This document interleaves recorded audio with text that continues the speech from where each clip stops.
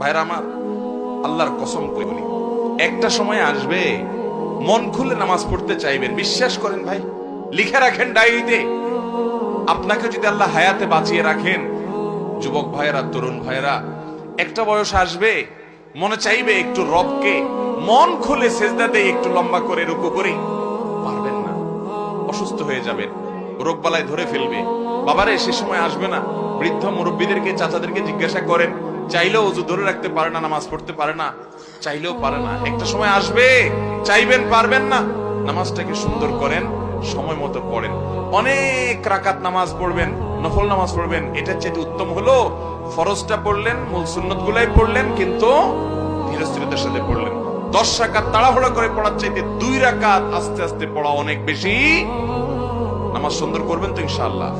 আজকে আপনাদেরকে একটা কথা বলে রাখি, আপনারা যখন মসজিদে যাবেন